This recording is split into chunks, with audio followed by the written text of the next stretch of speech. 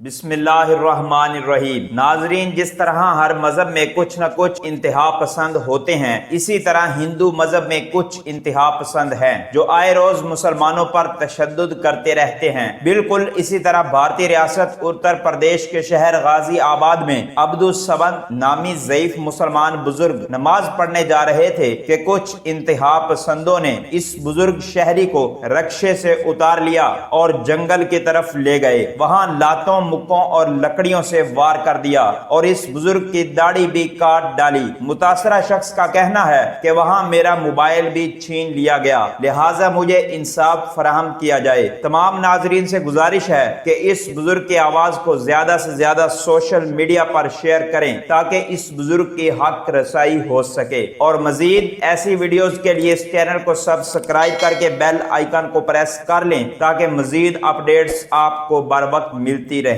ملتے ہیں نئی ویڈیو میں، تب تک کے لیے اللہ حافظ۔